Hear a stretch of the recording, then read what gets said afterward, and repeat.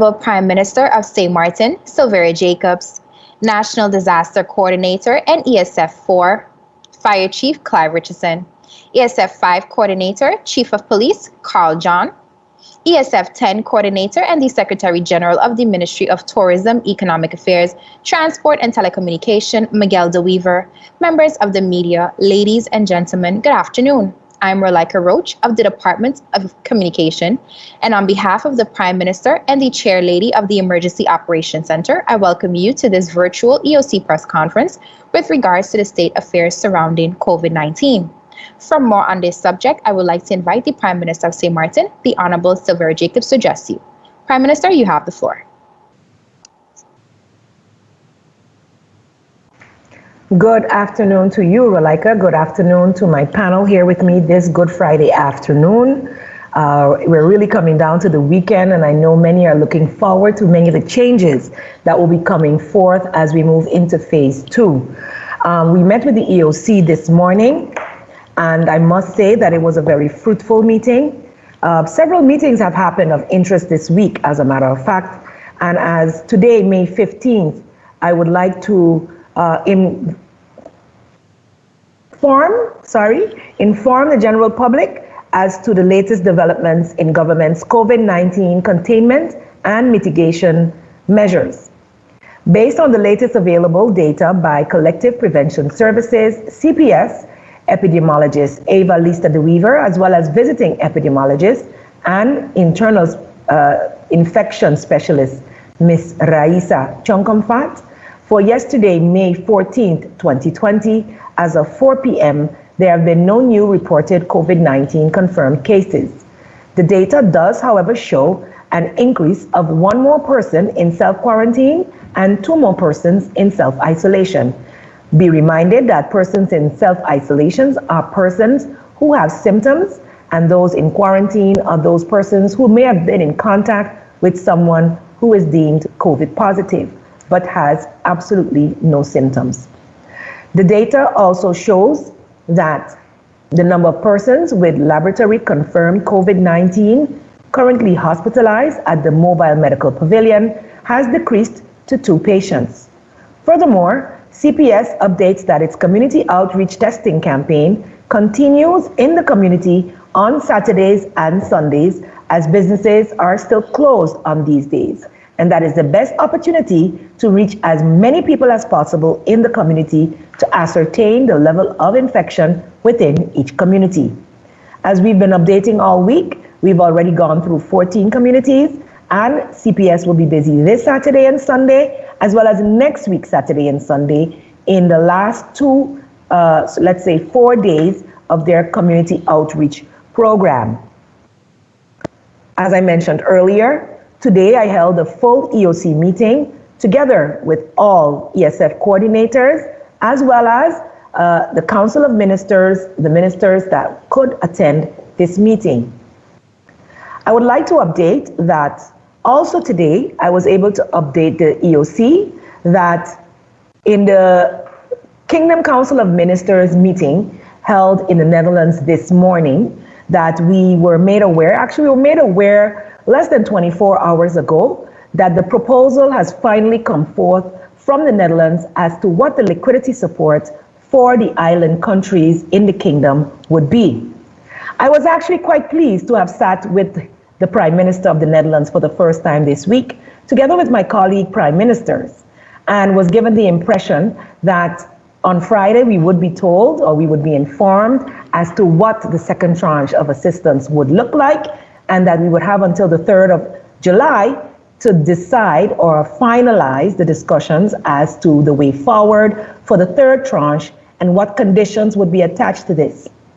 However, to our surprise, less than 24 hours ago, we had to prepare our plenipotentiary minister to defend St. Martin's position, as did the other 2 countries of Aruba and Curacao, to the fact that we have been made what we can only be called an indecent proposal by the Netherlands. It is a take it or leave it situation, and I will be going into an emergency Council of Ministers meeting after this press briefing, and thereafter I will be able to inform the general public as to the way forward.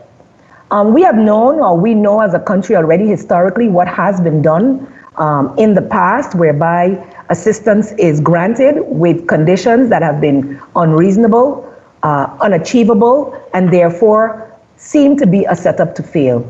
As a country, we have come with a proposal. We will have the discussion with our Council of Ministers and Parliament, and as we move forward, the community of St. Martin will be informed as to how we will proceed with the offer that has been made by our counterparts in the Netherlands. We have been given until Wednesday to either take it or leave it. And as such, we are preparing for that meeting and any bilateral talks that will take place in the meantime. As I proceed, yesterday also, quite an active day. We held meetings with key ESF coordinators and the Council of Ministers with our, sorry, I thought I lost my connection, but no, it's there.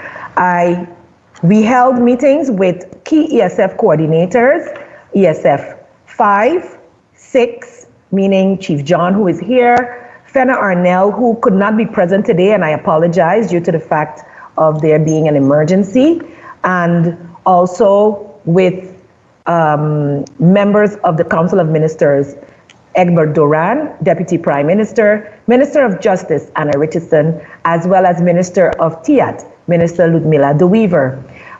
Together with our support staff and the Department of Foreign Affairs, we met with our counterparts on the French side, consisting of the Prefect, Madame Sylvie Faucheur, as well as President Daniel Gibbs and two other members of his council, namely First Vice President Damaso and Vice President Patrick.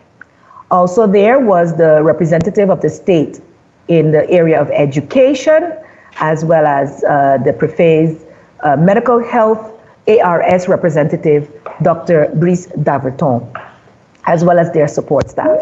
I must say that we have, in the past, or over the past several weeks that we have collaborating for the COVID-19 reality, had very fruitful meetings in which I must say St. Martin has been readily willing to, let's say, compromise in the interest of having aligned procedures. We agreed to the waiver program, etc.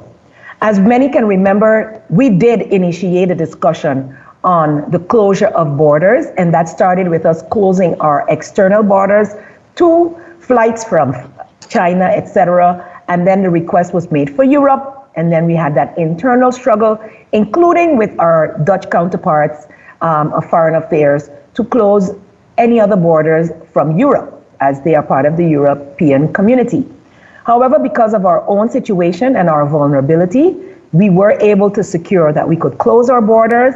And then internally, we also decided to be able to assess the cases on both sides in a proper manner, for which we are on a health section, in a health perspective, responsible for. We also included to include border controls. As we've been going along and de-escalating in our numbers very rapidly, as well as de-escalating our measures, it has been the sentiment of St. Martin that the border controls are more cumbersome than they are helpful. As such, we have proposed that they be moved as we move into phase 2. However, we could not reach to an agreement with our French counterparts, and we will be revisiting this discussion next week as well. So I just wanted to inform the general public that your sentiments are our sentiments, and we feel, as I have been granting permission to many persons from the French territory to enter St. Martin for work reasons, for medical reasons, for banking purposes, and even for business purposes. However, we're not seeing that reciprocated, and we would like to see that our guidelines are on the same page. So there's a discussion on ensuring that not only are we synchronizing coming back online with businesses, but also that the guidelines that we have in place are also close enough that when and if the border controls are lifted, that we can ensure the safety of our population. As I understand that our northern counterparts are a bit fearful that St. Martin is more infectious than Saint-Martin, I would like to remind that we still are one island, and all of the workers that come over can also infect, and all of the workers that go over can also infect. We also have to revisit next week the discussion on schools, whereby they have certain groups that are allowed to be back in classes. However, until this moment and until we have a further discussion, the students who are living on the Dutch territory will not be able to cross over to attend the classes that are open until that further discussion is held. We look forward to further collaboration whereby more compromises are made in the interest of the best interest of the people of St. Martin. On both sides, we are seeing a diminished number of cases. They are still busy with their community outreach, and that is why we have extended the discussion until next week, hopefully by Wednesday, to have an idea of how soon we can alleviate the public's stress whereby the controls are concerned. Furthermore, ESF 7 has updated that the COVID-19 Labor Impact Market Survey is an initiative of the Ministry of VSR, which aims to determine the impact of COVID-19 on the labor market of Country St. Martin. Due to the instituted state of emergency since March 18th until present, indications are that many businesses have reduced the working hours of their employees or have terminated labor agreements in light of the economic shock from the emergence of COVID-19. As a result, we have had many businesses apply for the St. Martin Stimulus and Recovery Plan support. Therefore, we are encouraging that businesses, and specifically businesses that have applied for the support, to complete the survey so that government may have a clearer picture on how to assess COVID-19's impact on our labor market.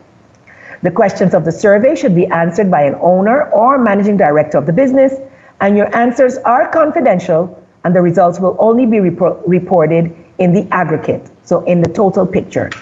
The information will help to shape policy and programs that will benefit businesses and employees. This questionnaire will take approximately 10 minutes to complete, and we are asking you to visit the following link on the screen to complete the survey. The Ministry of VSA is counting on your cooperation.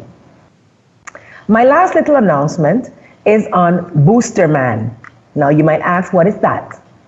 A new character has been created via our communications platform for the social media platforms, and he is called Booster Man, encouraging the community to boost their immune system. We have had several questions from the population, and I would like to thank Artistic Drive and especially Loic for contributing this donation of a design to St. Martin government as you are practicing corporate social responsibility. And I encourage any other company with a benefit to St. Martin to assist us in any which way possible, especially seeing our current and most probably future financial challenges.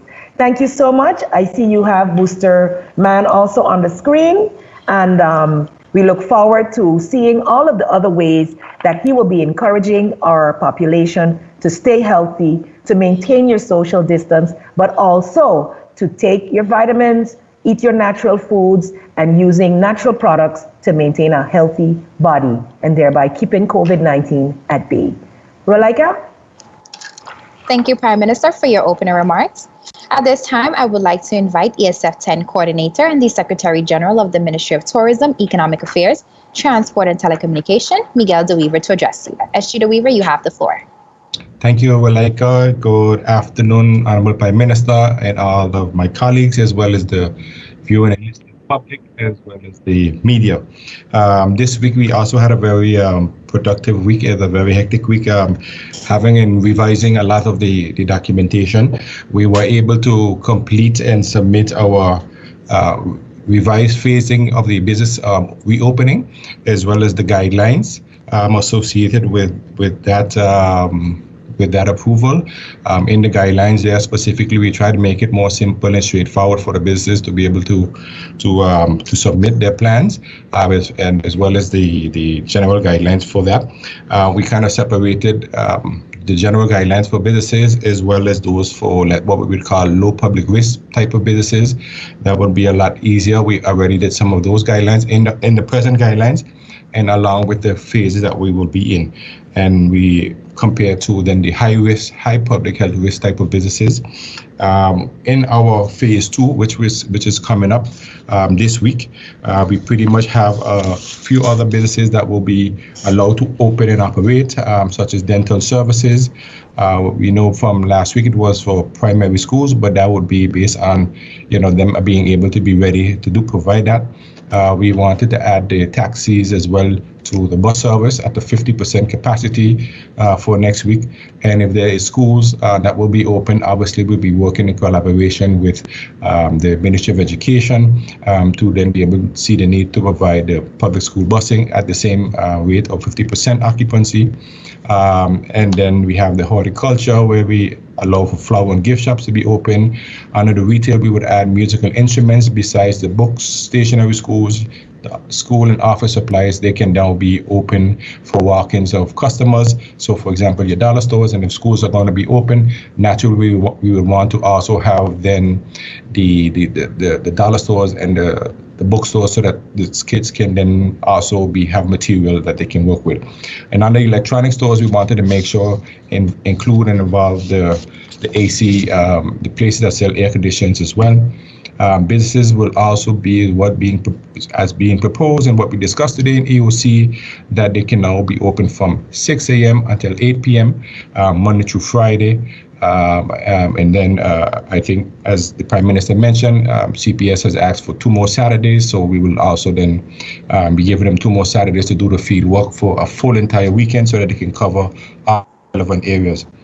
The new guidelines will be published in along with the decree, and then we have in phase 3. And I think the reason we would like to at least identify and mention some of the new businesses and the new changes in the different phases is so that businesses have ample time, because we understand that at times where we make the decision, not enough time is there to be able for them to prepare in a timely fashion. So we are given somewhat of the indications to know which business can open in which phase, so that they can then start the necessary preparation. So when we look at phase 3, for example, which actually will start in June 1st, then these businesses will know that they can operate, and they can start all of the necessary preparation, and in particular, they know that they have to have safety plans in place, because they will be inspected at some point, that they will can make all of the necessary preparations beforehand.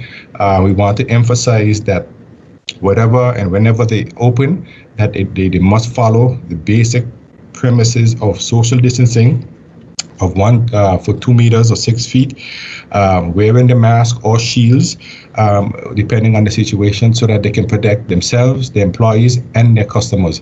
In phase 3, for example, we are allowing restaurants, and there we're looking at, restaurants should be able to make sure that they are applying the social distancing rules at all times.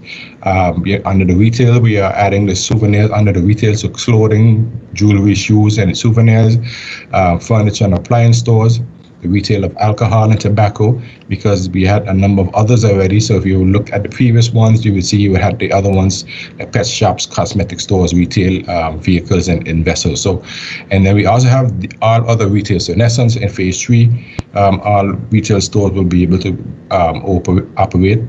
The bars similarly in the phase 3, but of course with some social distancing needs to be remembered. The freight services, persons can now go and then be able to pick up their packages and not only depend on, let's say, delivery. And again, that's from phase 3, June 1st. And the same thing with the schools, with the secondary special arrangements for if the school is already, that they can they can open. The important and one point that we would like to definitely draw close attention in phase 3, June 1st, we have one of the marine services that refers to ferry services. And here we want to highlight that one, it is based fundamentally and primarily upon the changes of travel restrictions and the regulations of the admittance and expulsion, because while ferries might be able to operate, it doesn't mean that they can bring in residents and or visitors, whether by air or sea, and whether it's via the notice to mariners or the thematic notices. Those will be have to be updated and informed and sent out, so that we could then the industry will know whether or not we would allow visitors and or residents, as the travel restrictions will have to be eased.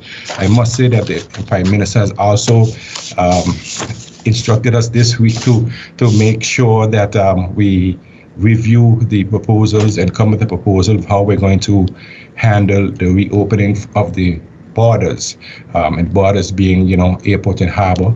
And we've had discussions this week, as a matter of fact, with the airport, and based on their plan with public health officials. So here, and they've, they've given us a general outline of what their plan is. So I think we're going to have a follow-up meeting, as there were a number of things that we wanted to have some clarity and discuss.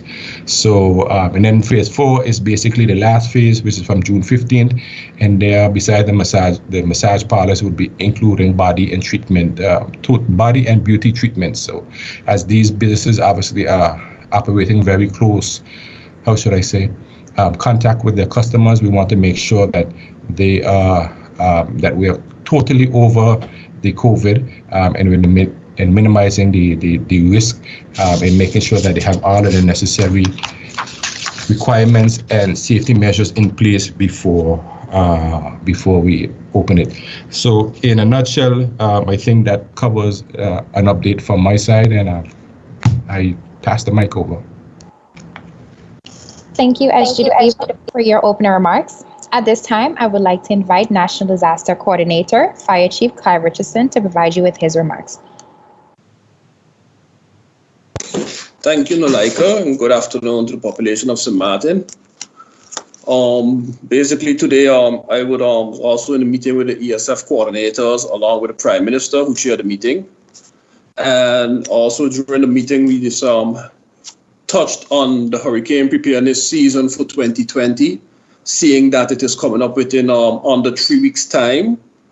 So therefore, we have been addressing that situation, and the different ESF coordinators have been reaching out to their NGOs and to their collaborators within the ESF groups to start with the preparedness for the hurricane season 2020.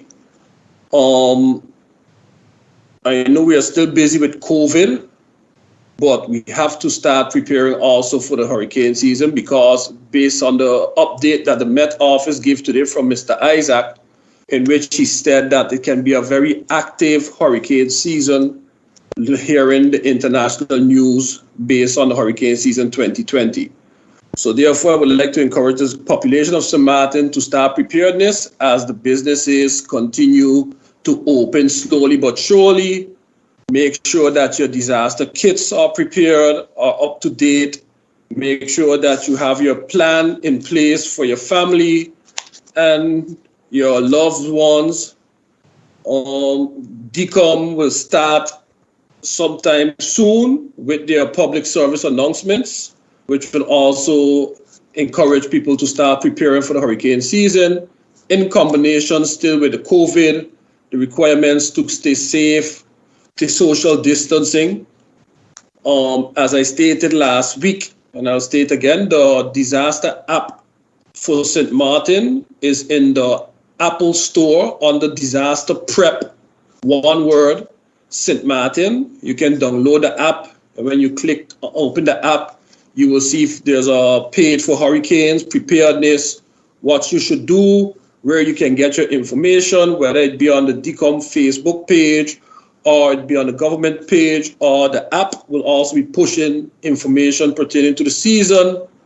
So I would like to encourage the public of St. Martin to go to the page, the Google Store, or to the App Store, the Apple Store, and download the app so that you will know what to do in case of an impending hurricane.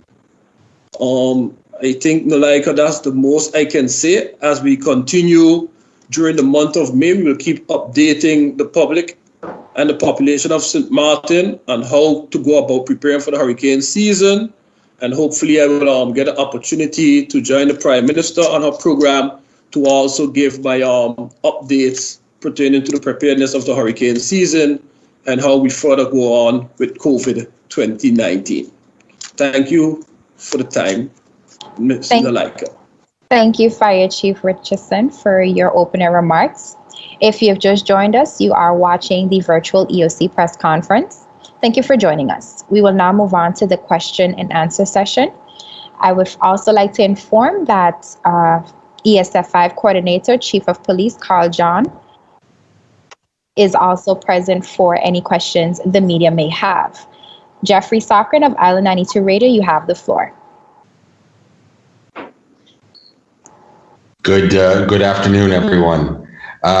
Prime Minister, you had, in your opening statement, you had said that the offer that was received from the Netherlands, from the Kingdom, was a take it or leave it offer that came with conditions, I think were your words. Might you be able to share with us what those conditions were and what the take it or leave it offer was?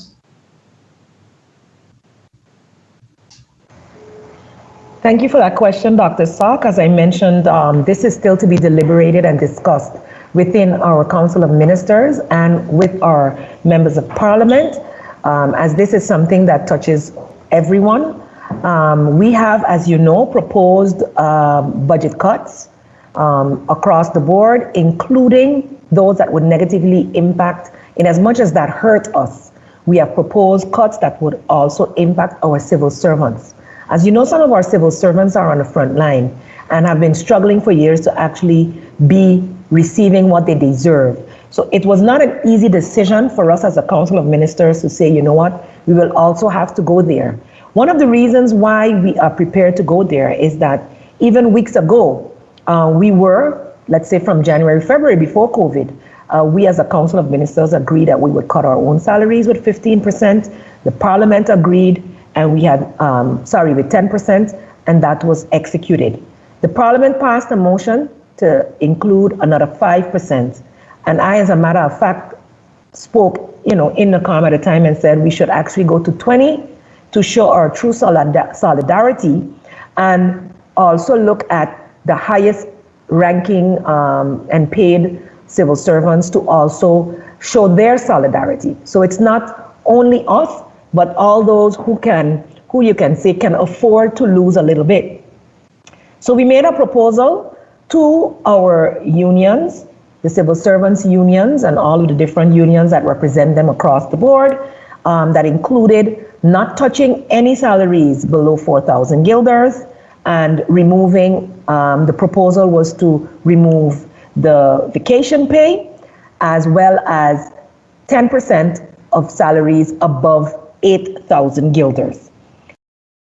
The unions unequivocally said absolutely not. Their members would not accept that, even though we brought to the fore that without us taking some type of a hit ourselves, it would be impossible to receive any type of assistance from outside. As you know, we cannot just go on the open market and borrow. We have to go through the Netherlands.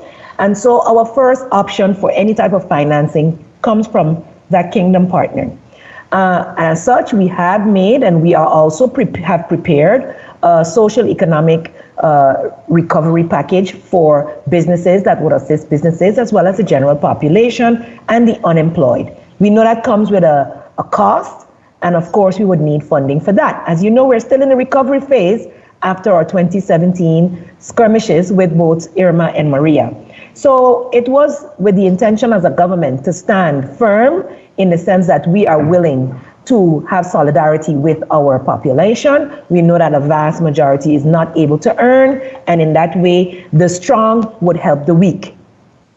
However, our unions didn't see it that way, and we didn't have a firm proposal to give to our partners, knowing that they would be providing the decision today on the assistance, the second tranche of the assistance, and more than likely come with some type of conditions.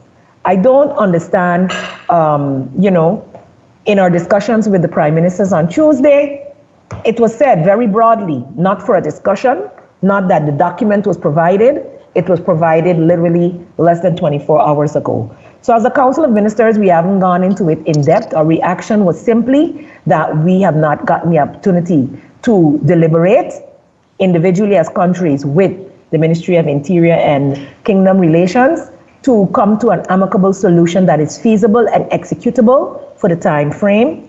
What is also being proposed is a entity that will come at some point in July that would be the ones that execute this kingdom entity, which we have no clue what it is, what form it will take, who will be a part of it, etc., is also in the proposal today. So you're being asked to agree to things that you have no clue where it's going. We felt that we were in an amicable situation, and at this point, we are prepared to show that we are still in solidarity with our people. We have a counter proposal, but we are being told, as our as our plenipotentiary minister was told, that it's either this assistance or none. And I think that is unfortunate. And for me, it is a matter of being totally transparent with the people of St. Martin in what actually stands before the government. But I would like the opportunity to fully discuss it with our Council of Ministers, after which we will issue a press conference on that as well. Thank you, Prime Minister. Thank you, Dr. Sock, for that question. I would now move on to Stephen Cerulean of PJD2 Radio. You have the floor. Thank you, Ms. Roach. Good afternoon to all. Prime Minister, good afternoon. My question is for the Prime Minister. Why has it proven to be so difficult in that you and your counterpart on the French side are able to reach a common solution towards opening the border? We were trying to ascertain that. Oh, thank you, Stephen. Sorry, good afternoon. We were also trying to ascertain that, and that's why we had a second meeting this week. Our first meeting was on Monday. Our regular scheduled meeting was on Monday, and we were not able to come to a solution then, nor were we able to come any further yesterday, except to be clear on what some of the reasons were. And it is clear that the 8 cases, which I will go into further once I'm making my closing remarks, we have 8 active cases at the moment, and apparently that is creating fear in the French population, according to the authorities, and that is one of the reasons they're not allowing some of our people to cross the border as we are allowing the other way.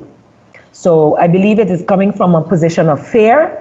For me, when we have had our discussions and they maintain low numbers, I really expressed my concern that initially we were the ones not testing enough, but now it is clear that not many are coming forward on the French side and that no community testing was done. We have done our community testing, so this saves me from actually going into this in my closing remarks. From our community testing, we have reached over 5,132 persons in 1,915 households. Of that amount, 36 had shown some type of symptoms or claimed to have some type of symptoms. Once they were further assessed, 21 were tested and 1 was positive. That was over 2 weeks ago that person was positive, and in our continued efforts within the community, we have not found any other positive cases. The case that was at the hospital, the last case, was not part of our community outreach and also has underlying medical conditions. As a matter of fact, 3 of those 21 had also chronic conditions that did not point toward any type of COVID. For me, it is a matter of when something is necessary and then when something is not necessary. As has been announced in the meeting yesterday, on Monday upcoming, businesses will be open. As you know, many people work or live on either side, and so we expect that will make the checking of waivers a very cumbersome job for our police department, and we do not see the necessity of that if we are having the same guidelines. So for me, the discussion should be on synchronizing our guidelines, ensuring that we are on both sides doing the same things to keep our people safe, and then it should not matter. However, we are not there yet, and we look forward to the follow-up discussions next week to further figure out how we will do this, and hopefully it will be to the satisfaction of the people of St. Martin and us. Thank you, Prime Minister. Thank you, Stephen, for that question. Judy Fitzpatrick of the Daily Herald, you have the floor. Very good afternoon to everyone. I hope my audio is better this time than on Wednesday. My question is for Prime Minister Jacobs. Prime Minister, you just mentioned that government has a counter proposal for the Netherlands, what you refer to as their indecent proposal. Can you give us an indication as to what that counter proposal is? And this whole thing seems to be headed in some sort of a stalemate. If St. Martin declines the proposal from the Netherlands, or we just simply cannot accept it, the question is then what? What other options can we pursue? Judy, while I thank you for your interest in this topic, along with the other reporters before you, I would still reserve the opportunity to have further discussions with the Council of Ministers moving forward before this becomes a Silveria Say story. It is not, we are de-escalating. We are de-escalating, and as such, the EOC is also de-escalating. And I have been week by week having much more involvement from the relevant ministers within our ESF discussions, as well as within the EOC broader discussion. So we are now in the recovery period. They play a much larger role than on the regular reaction to COVID and response to COVID position. That is the role of government. So we are busy now with our recovery. We are adjusting our governing program to highlight the priorities that are necessary in this new COVID reality. And, we are also looking out for some of the already approved funding, such as the 2019 capital investments. Those have also not landed in our shores, and these are contingent. This budget is much necessary to be able to carry out the prison reconstruction, as well as our financial management situation that required a huge injection. So this budget was already approved, and we are awaiting that as well. That did not come up in these discussions. They are not happening at the kingdom level anymore, but bilaterally. And so I hope that bilaterally that can be resolved even in the lieu of this new proposal. So until I have that discussion with my counsel, Judy, I will refrain from any further comment at this time. Thank you, Prime Minister. Thank you, Judy, for that question. Bibi Shaw of SMN News, you have the floor. Good afternoon, everyone. I hope you guys can hear me today. Madam Prime Minister, I have to ask you this. When the borders were going to be closed, it was described as a friendly closing. I must ask you today, what happened to the friendliness, Madam Prime Minister? Other than the June 2nd date that is placed on the table by the Prefet, what other date there is on the table? And is it only St. Martin the Prefet is stopping people from coming over, or even patients from Anguilla is having the same discussion and they cannot come over, if you know? And the other part of my question is, about 2 weeks ago, Madam Prime Minister, you announced that some testing were coming from the Netherlands. I think some type of rapid testing. Can you tell us if those tests arrive on St. Martin? If not, when will it arrive? And give us some update on those tests that we are so waiting for. I was just going to tell you, don't ask more questions, because that's more than I expected. The first questions were on the friendliness of our St. Martin Island. As I said before, the collaboration and cooperation between the Dutch and the French counterparts, understanding our different constitutional constructs, has been ongoing. They have been friendly for the most part, because we have St. Martin, understanding the French state taking decisions and not necessarily having a discussion with the territory ahead of time. Where we could, we have adjusted so that we could fit. Because at the end of the day, we see this country as one island. However, the realities are that they're responsible for what happens on that side. So where it concerned the COVID cases, we did our best to contain our cases within our borders. As you know, the first set of cases were identified as having passed to the Dutch side, but intended for the French side, or actually same bots. And on their way out, passing to the Dutch side, were identified and shipped over to the French side. Our cooperation and collaboration in keeping our cases separate and in fact doing contact tracing, excellent. Our cooperation and collaboration between our health officials, for the most part, excellent. Our cooperation and collaboration up to this moment between the French gendarmes and the chief of police and his group, excellent. It's amicable, it's friendly, and it will remain that. Nobody's saying it's not friendly. We are only saying that the collectivity and us totally agree that at this point, it is not necessary. That's all we're saying. And we are having more talks to ensure that that message comes across and that they understand that it is understood that as representatives of the people, wij lijden mee. We are suffering along with them because you're unable, while you're allowing movement, it's restricted and it's not happening in an even fashion because at the moment there are less cases, or I think one case, new case. So there are less cases on the French side than there are on the Dutch side. And so they feel, I expect that it is a threat to their health to have the Dutch persons crossing over to the French side. I beg to differ, and I don't usually beg to do anything. However, our guidelines are very, very strict. We are strictly enforcing the 6 feet or 2 meter distance, the wearing of masks, the constant hand sanitation and hand hygiene in all our establishments. And we are looking into ensuring that our legislation can back that these things are upheld even after the state of emergency is lifted. We would just like the same cooperation on both sides. So it is not a fight, it is a discussion which we hope will go in the direction that we would like it to go within the near future, meaning next week.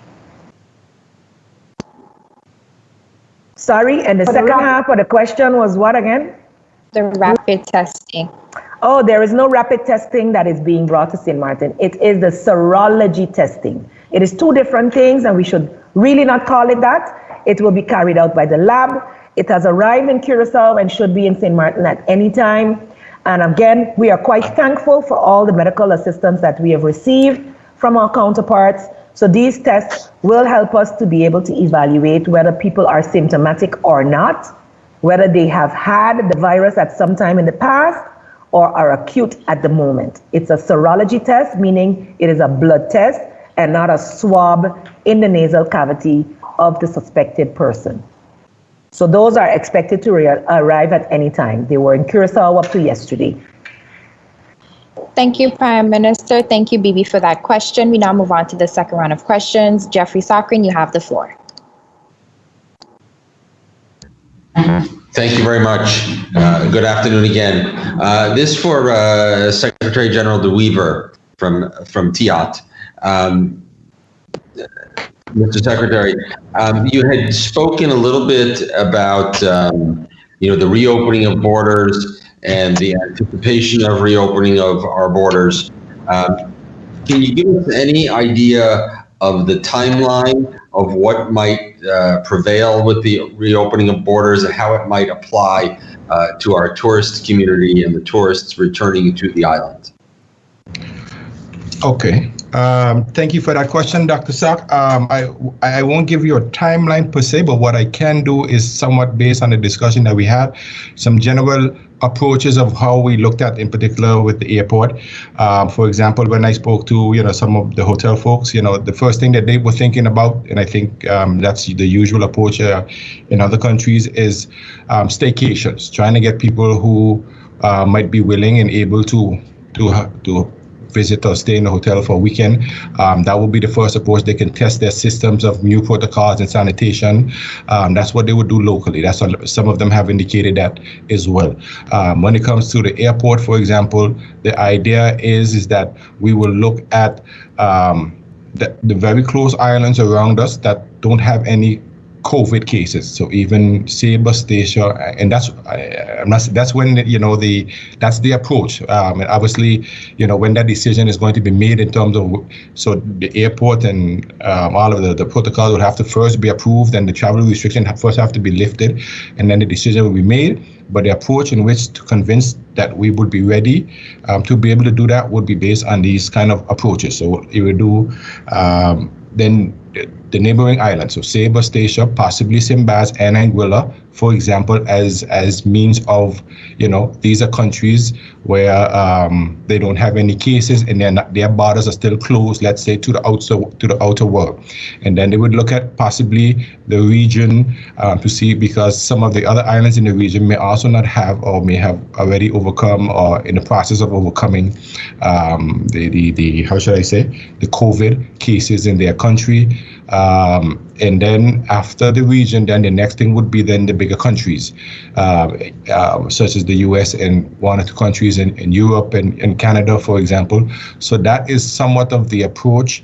We're looking obviously at, the measures of what the airline industry is also coming with, and monitoring also the other countries to see how they are doing, to see when we should be open, what would be some of the triggers to monitor, to see whether the country is safe to be accepted. So I think that those are, as well as obviously when visitors come here, what is our capacity and how do we handle the situations and cases, and what mechanisms and investments that they will be made in order to make sure that, even though there might be checks on the departing side of the country where they're coming from, when they do come here, how do we check them and as well when they are leaving from us, and what are the measures that we're going to put in place so when persons are leaving, so when they go into other countries. Because obviously, we don't want people to come and then they have to stay in quarantine for the first 14 days. So that's why, the systematic phased approach is the way in which we're going to approach it. And as the situation evolves and improves, hopefully, then we can then certainly try to open our borders. Thank you. Thank you, Dr. Stock, for that question. I now move on to Stephen Cirillan of PJ82 Radio. You have the floor. Thank you again, Ms. Roach. My question is for the Prime Minister. I'm happy that the fire chief spoke of the preparation that have already started in terms of the hurricane season this year. Prime Minister, we know that there are a number of soldiers on the island, and so America says, will they remain here to offer the assistance if in case we were to be faced by a hurricane?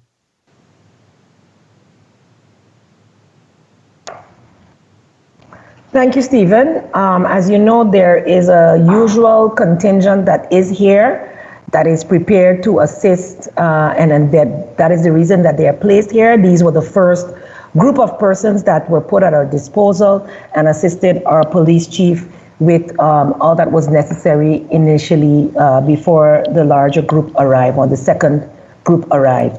But maybe the coordinator, Mr. Richardson, can give you more information as it pertains to that. Clive?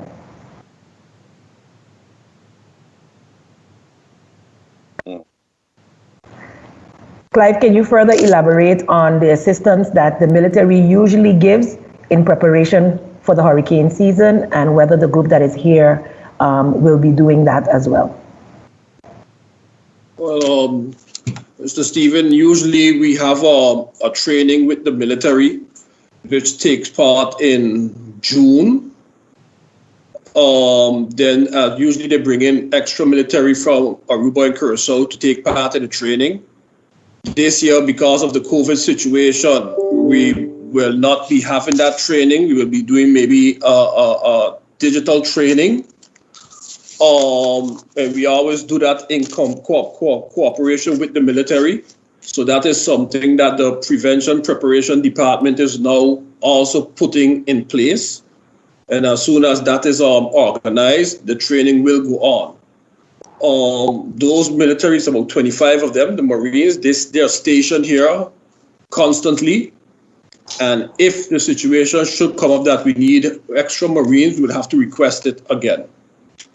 So basically, that is the situation at the moment with the Marines and with every trainings that will be taking part. Because COVID threw our schedule off completely this year, because the training, the plans was already started, but because of the COVID situation, we had to put them on hold. Thank you, Fire Chief Richardson. Thank you, Prime Minister, and thank you, Stephen, for that question as well. Judy Fitzpatrick of the Daily Herald, you have the floor. Thank you again, Walaika. My second question is directed to the Prime Minister. Prime Minister, I believe it was last week or the week before, you had mentioned that government was looking for a second hotel facility to quarantine residents when it comes to the time for them to return home for a minimum of 14 days. My question is, has government been successful in obtaining a second facility? And is it still the intention to have authorities quarantine persons when they return? Or will they be allowed to self-isolate? Because we know the self-isolation hasn't worked in the past. Thank you, Judy. Yes, we've finalized discussions with a couple of locations, and as such, as you know, I mentioned earlier this week that the Department of Foreign Affairs is compiling the list of persons requesting to return home, and just as we are de-escalating, we will only be doing so in a phased manner, and once that is finalized, and I have received the advice from the health sector as to the re-entry of residents in terms of the protocols related to that, I will be able to share such with you. On a one-by-one basis that has been dealt with thus far, it has been mainly emergency situations, persons that we have invited, or for instance, a death in the family. For instance, we've allowed certain persons to return or to leave and return, in this case, actually today, for one of our residents with very strict conditions. And if they are at this moment in a position to properly isolate, especially where they have not come in contact with anyone on a day trip, then of course they will be able to do so.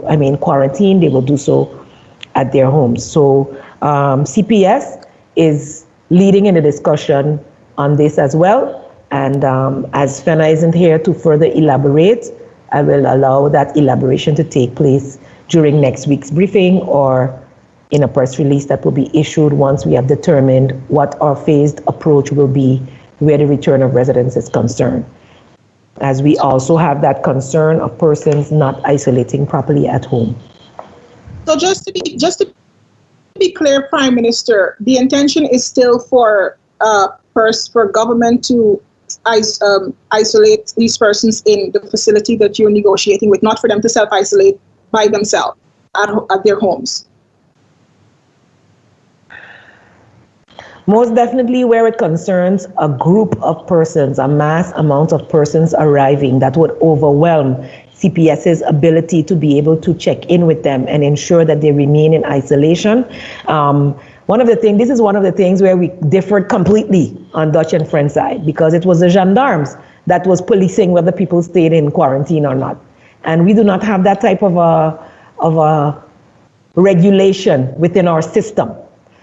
So ankle bracelets were thought about. We do not have that type of we do not have the law in place. The only way we can legally mandate is that they voluntarily go into the quarantine facility of government.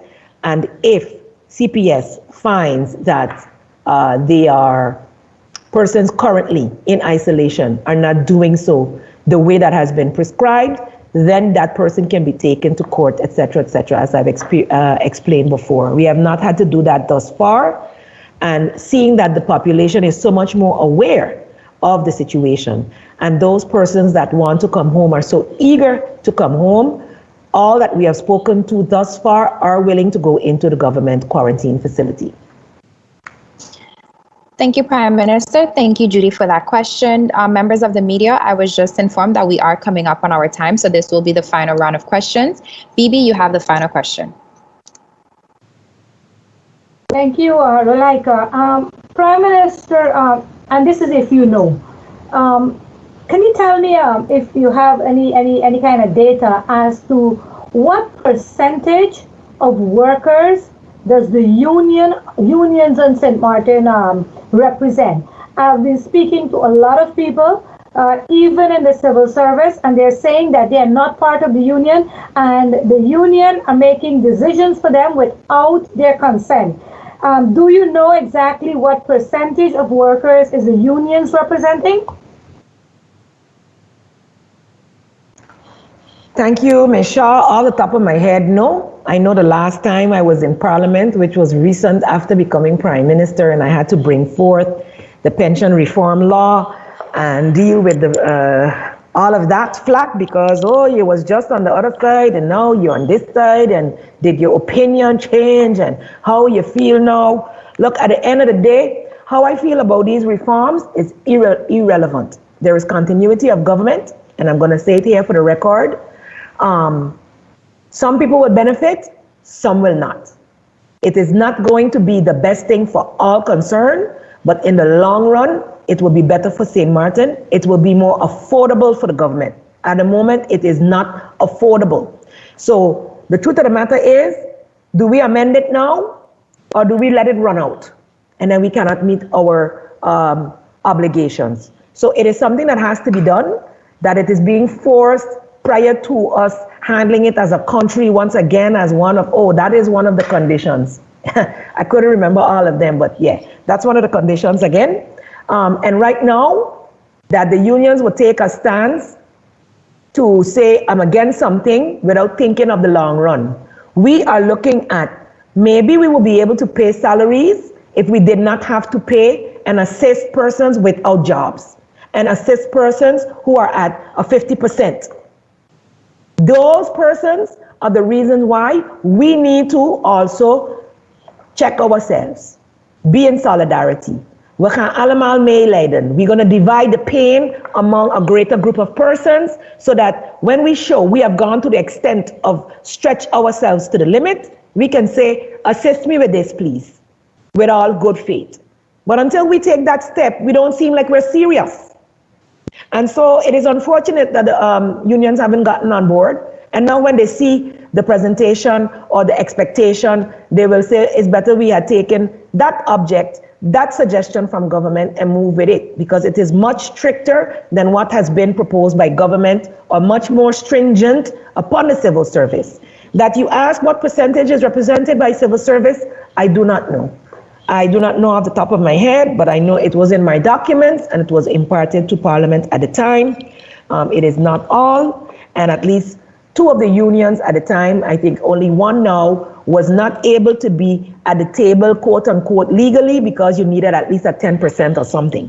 So over the alchemy in general, if they're not covered by one union, they're covered by the other. And right now, two unions are speaking for the most part. They've given them the okay to speak for them. So this is what we're dealing with. We go back to have discussions with them with their counter proposal if it comes, and we will see where we move from as government with it. But the reality is, if we do not cut vacation pay, we may not be able to pay regular pay by the time the last quarter comes around. For instance, do we want to take that risk that we are not able to help our more vulnerable brothers and sisters and also not able to pay you who are working because we are not receiving? So as such, we have to look at the proper de-escalation of our measures so that our economy can pick back up and then move towards becoming as self-sufficient as possible to avoid any further discrepancy where that is concerned. Our measures were proposed for 6 months, and we will see what it ends up being. Thank you, Prime Minister, and thank you, Bibi, for that question. Members of the media, the floor is now closed. This does bring us to the end of the question and answer session. Thank you once again for your participation. I would now like to invite the EOC panelists to provide you with their closing remarks, starting with ESF 10 Coordinator and Secretary General of the Ministry of Tourism, Economic Affairs, Transport, and Telecommunication, Miguel DeWeaver. Miguel, you have the floor. Thank you very much, and thank you all for the questions and for your time. I would like to thank a number of persons that have been, in particular this week, being assisting and going really above and beyond the call of duty to facilitate and help us with the task force documentation to provide so that we can move this process forward and open our economy further. Members of the Red Cross, Hank and Fanny, we truly appreciate what you did. Certainly the SHDA, Lorraine tell me she has been over the last 2 days, working tirelessly with us. I know Mr. Benjamin Ortega as well in the chamber has also been behind the scenes working and helping us. So as we move forward, I know that will continue to give us more support and help and guidance. We are also going to be looking at those businesses that are going to operate in the third businesses and or entities in phase 3. We to help them guide us and guide them with the reopening and guidelines that they will have to comply with. So we are moving that process forward. I want to re-emphasize the guidelines that we have those the high-risk businesses that will how should I say we will be finalizing those for public, and those will be published as well as soon as these the decision is made. The guidelines will be on the website, and it will be clearly outlined what needs to be done, and I think they will be much more appreciative of the help that we've given, in particular to the smaller, low-risk businesses, so that they don't have to worry too much. We have put some guidelines in there that can really help them out. I wanted to mention as well in phase 2 that beach will also be possible for the community, but we still have a cap that of 5 persons, maximum 5. This has been a very sensitive subject in our meetings, but I'm going to the beach with a maximum of 5 persons per group. So and definitely still be cognizant of social distancing. You know, when you may go to the beach with your family or with your kids or whatever, obviously maybe 1 or 2 persons who you haven't seen in a little while may come up to speak to you. For everyone, be cognizant that you don't go over the limits, and that you you keep your social distancing apart, so that there won't be any problems of having to break up large groups. So again, I want to re-emphasize in closing, to keep the social distancing in the businesses. Have your mask on, put your mask on. I encourage people to have their own little mixture. What I do is I walk around in my car with my little mixture of alcohol, hydrogen peroxide, and alcoholado. And when you spray your own thing. Don't rely only on others. You do, and take your own precautions in your hand, and protect yourself and your family. And where if masks in the jobs aren't feasible because the circumstances, like in the kitchen, might get hot, they might get sweaty, you can wear shields. Businesses, protect your employees, because at the end of the day, what we do want and what we don't want is to make sure that we don't have to go back into lockdown. We don't want a second wave or resurgence. We want to make sure that our economy can take on and proceed forward. If you're listening to the Prime Minister carefully, I think we all have to really consider the way forward, and that we close ranks and do what's necessary. It is temporary, and one of my favorite saying, pain is temporary, pride is forever. And then when we overcome this, we can say that we have done this, even if it has to be by ourselves, that we can do it. And we just need your support, your patience, your understanding, knowing that we're doing this in the best interest of everyone in every business in this community, so that we can show all those who think that we're not going to make it, and whether they're going to leverage themselves on us to make us do what they want. I understand the song too much. I think it's very important that we understand and we follow these measures, that we don't have any more cases of corona, that we make sure that we are vigilant at all times, so that even when we open the borders and we maintain those practices, because we're going to need to open the borders, and we know the whole discussion between the economy and the health. And when we take the necessary precautionary measures of social distancing, we can safely open our borders and protect ourselves while doing that. And that way we will be returning to economic prosperity, but with safety and security in mind. And thank you.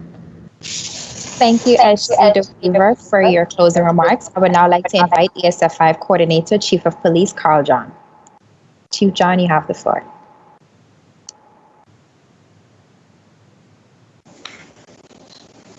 Thank you, Rolika.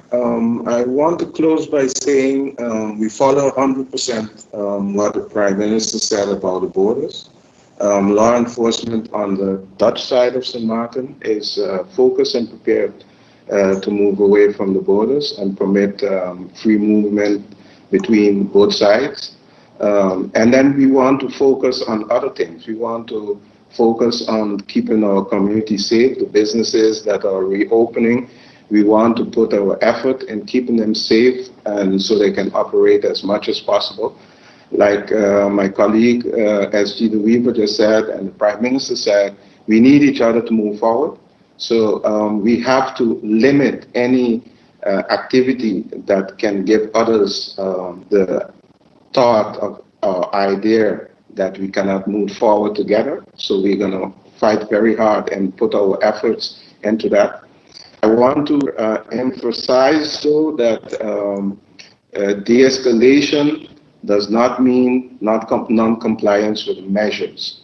In that sense, we will be instituting a multidisciplinary team consisting of the inspectors from TIAC, the inspectors from health and police officers, to go out there for sure where businesses where we receive complaints of non-compliance with the guidelines and the measures, that we will go out there and not to want to close businesses, but really to help and guide them on how to keep each other safe. So if we can manage to do this together in the coming months of difficult situations and keep our crime situation low, I think we will give others less to want to impose on us. Thank you. Thank you, Chief John, for your closing remarks. I would now like to invite National Disaster Coordinator and ESF4 Coordinator, Fire Chief Clive Richardson. Thank you, Rolika. I would like to give my support to that was said by the Chief of Police, Mr. Carl John, and SG Miguel DeWeaver. I think if we all continue to follow the guidelines that have been put in place pertaining to COVID-19, the lowering of the curve, social distancing, I think we can achieve the goal, because even though the curve is lowered and we're trying to open back up slowly but surely, it doesn't mean that we are COVID-free. I would also like to ask the public to also keep in mind that the hurricane season is starting within the next 3 weeks, under 3 weeks, and therefore they should also start preparing accordingly, because like I said earlier, it has been promised that it will be an active hurricane season, so the chance that we might see something is always a possibility. And I would also like to support everything that the Prime Minister has said pertaining to the COVID situation and us moving forward, for us all to keep this in mind as we move forward and to keep following the guidelines that have been put in place so that we can all do this together and come out of it together. Thank you, Nolaika, and to the public of St. Martin. Thank you, Fire Chief Richardson, for your closing remarks. I would now like to invite the Honorable Prime Minister of St. Martin, Silveria Jacobs. Prime Minister, you have the floor. Thank you so much, Rolika, for hosting this press conference. Thank you to the panelists for being here and for the media for your questions as you echo the sentiments of the population. We do our best to monitor questions also that go up on our live feed and try to respond to those as much as possible in the following program or broadcast. And I must apologize also to those who were looking forward to PM Talks yesterday, as our meeting with the French went over time and they could not delay any longer. The staff could not continue to wait indefinitely, but the meeting could not be stopped as, of course, the topics of discussion were of importance for the entire country. I look forward to coming back to you again next week with another episode of PM Talks to touch on one of the subjects related to what's going on currently. I would like to encourage the general public. I think Miguel did an excellent job of reminding of the social distancing and the hand washing, etc., that we have to do. I want to remind you of our new guy, Booster Man, who will be reminding you to boost your economy, boost your immune system. You see what's on my mind? As well as the economy, because, hey, I'm thinking I need some ginger shots, and anybody who comes up with some to sell, I'm willing to buy. This is the kind of thing I've been talking about since the beginning. See how you can turn your hand. I've seen that people are making masks and selling. I'm seeing that people are making other things that are now necessary as a COVID reality that was not necessary before. So assess what our community needs and find a way to stay on top of things for your own economic benefit. Resilience has always been St. Martin's strong suit. We went through 3 months of no visitors after Hurricanes Irma and Maria. Horrible devastation. According to the rest of the world, St. Martin was wiped off the map. 37 square miles disappeared. Guess what? To everyone's surprise, in 2018, our budgetary needs were much less than what we had projected. In 2019, much less than what we projected. So much so that we did not receive 2019 until a couple days ago. And we still have not received 2019 capital investment. I say all that to say this. Tough times don't last forever, but tough people do. And let me say, St. Martin people do. We are strong, we are blessed, we are resilient, and I believe that our 8 active COVID patients will soon be down to 0. That the community outreach, which has reached the 5,132 people, will go out in 2 more weekends and carry it up. And if we find we contain it, that will be the end of that. We will not live in fear, but in faith. A faithful people will look out and say, these are our challenges. Let's think of solutions. And if we think together, we can find solutions whereby our blessed country can thrive after this COVID-19 slap in the face. Because, as I said before, we are blessed and we are resilient. Several medical professionals have indicated that a stronger immune system will enable us to fight against cold and the flu in general. So that's why we have launched Mr. Booster Man. I want to encourage our general population to do your own research as well and eat foods or use remedies that will keep you healthy. I have already said, start your own gardens. You have many of us now home with more time to get more into the grounds, and what you grow, you eat, and you know for sure nobody tampered with it or boosted it with anything that is unhealthy. Furthermore, you are advised to seek medical or nutritional assistance so that you can be more healthy in case a second wave comes. The healthier you are, the less effects you have from COVID-19 or any other disease.